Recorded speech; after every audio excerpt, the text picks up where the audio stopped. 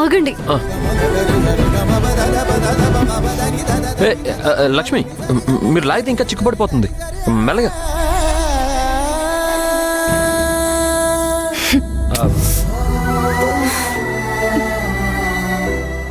బలవంతంగా ఏ చిక్కుముడి విప్పాలని ట్రై చేయకూడదు లక్ష్మి.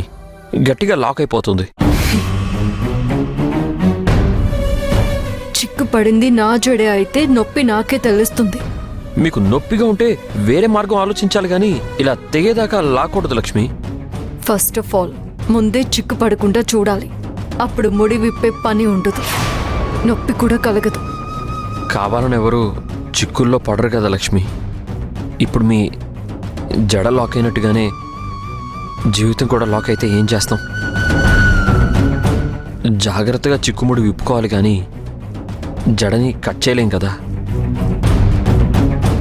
అప్పుడు ఏమీ కాదు, ఎవరికి ఏ బాధ ఉండదు. కొన్ని చిక్కులు ఎలా ఉంటాయంటే నొప్పి లేకుండా విడిపించలేము.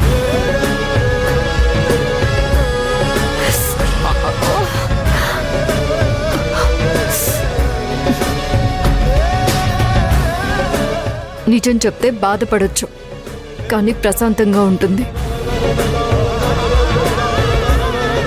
ప్రశాంతత కోసం అన్ని బంధాలు పోగొట్టుకుంటే తర్వాత మనమే బాధపడాల్సి వస్తుంది లక్ష్మి.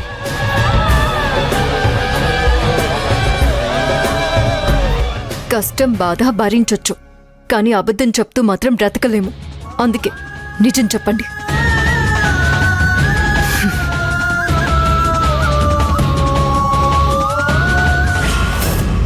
ఈరోజు మీరు నిజం చెప్పకపోతే నేనే చెప్పేస్తాను.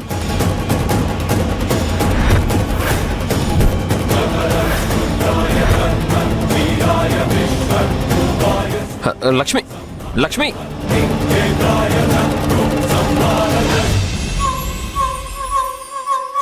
త్రిపుర, త్రిపుర, త్రిపుర, త్రిపుర, త్రిపుర, త్రిపుర, త్రిపుర. ఏంటి ఇంకా పాటలు వింటూ కూర్చున్నా? కింద గెస్టులందరూ వచ్చేశారు. త్వరగా రెడీ అయ్యి రావాలని తెలియదా నీకు? లేసిరా. నేను రెడీ అవ్వను, ఎక్కడికి రాను కూడా. బంధువులంతా నీ గురించి అడుగుతున్నారే. అందుకే రాను అంటుంది. వాళ్ళ నోటికొచ్చినట్టు మాట్లాడుతూ ఉంటే నేను సహించలేను. చేసిందంతా చేసి ఇప్పుడు రాను అంటే ఎలా కుదురుతుంది? నా లైఫ్ నా ఇష్టం. అమ్మా, ఇప్పుడు నువ్వు నా మాట విని కిందకి రాకపోతే అక్కడ నాకు మాట వస్తుందే. ఇదిగో చూడు, వచ్చిన వాళ్ళందరూ నీ గురించి నానా రకాలుగా మాట్లాడుకుంటారు. వాళ్ళకెందుకు అవకాశం ఇవ్వాలి చెప్పు? రా, నా మాట విని కిందికి రా. అరే వదిలమ్మా, ఈ నల్లపూసల ఫంక్షన్ చూసే ఇంట్రెస్ట్ నాకు లేదు. అయినా నేను చేంజ్ చేయాలి. బెట్టు చేయకుండా కిందకి రా, లేదంటే చైన్ దొంగిలించిన విషయం హరికి చెప్పేస్తాను. ఇది చెప్పడానికి ఇక్కడ దాకా వచ్చినట్టున్నావు. ఇదిగో చూడు, మెరుగు పెట్టిన తర్వాత ఈ చైన్ తలతళ మెరిసిపోతుంది. దానికి నేనేం చేయాలి? నీ కోడలికి ఇవ్వాలనుకున్నావు కదా, వెళ్ళివ్వు. అసలు ఇప్పుడు ఎందుకు ఇలా మాట్లాడుతున్నావు? లేకపోతే ఏంటమ్మా, ఇంటి బిడ్డకి ఇవ్వకుండా బయట నుంచి కోడలిగా వచ్చిన దానికిస్తున్నా? అసలు ఇదేమైనా న్యాయమా? కనీసం నీ మనవరాలు అమ్ము కోసమైనా దాయచ్చు కదా. ఏయ్, అమ్మ కంటే ముందు సింధు ఉంది కదా, దానికి కూడా పెళ్లి చేయాలి కదా. పెద్ద చెప్తోంది చూడు. ఇదిగో చూడు, ఇది చూడు, మన చేతిలో ఉన్న ఈ కాస్త బంగారాన్నిచ్చి లక్షల్లో లాభం తీసుకోవాలే, అది నా ఆలోచన. అంటే ఇప్పుడు ఈ తాళి చైన్ తనకిచ్చేసి లక్ష్మిని మనం ప్రేమగా చూసుకుంటే సింధు పెళ్లికి లక్ష్మి దగ్గర నుంచి లక్షలకి లక్షలు లాగొచ్చు కదా. చూస్తూ ఉండు, లక్ష్మియే సింధు పెళ్లిని చాలా ఘనంగా చేస్తుంది.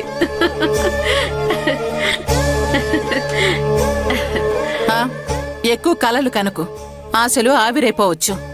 ఎప్పుడో జరిగే తతంగానికి ఇప్పుడు వేలకి వేలు ఖర్చు చేయడం వింటమా నువ్వు? వస్తే పిచ్చిదానా, జరగబోయే ప్రతి విషయాన్ని ముందు నుంచే ప్లాన్ చేసుకున్నాను కాబట్టే ఈ సంసారాన్ని ఇంతవరకు లాక్కొచ్చాను. లేదంటే మీరంతా ఏమైపోయేవాళ్ళు. నాకెందుకో నువ్వు మునగ చెట్టెక్కి ఉయ్యాలుగుతున్నట్టుందమ్మా. ఏదో ఒకరోజు విరిగి అది కింద పడినప్పుడు నీకే తెలుస్తుంది. నువ్వు అనుకున్నట్టుగా ఏం జరగదులేవే. ఆయన నా కోడలు మహాలక్ష్మి, బంగారు గుడ్లు పెట్టే బాతు. కొంచెం మేతేస్తున్నానే అంతే. ఇవన్నీ పక్కన పెట్టి తొందరగా రెడీ అయ్యిరా.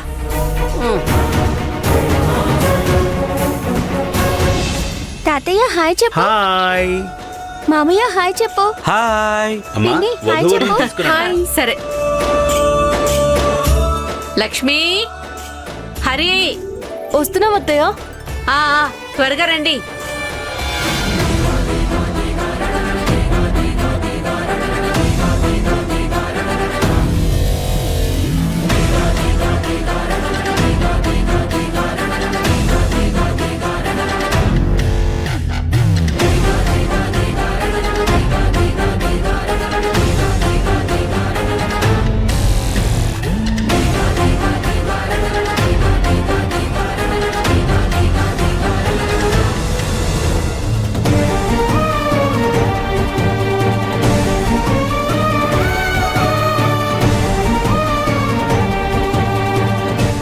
వావ్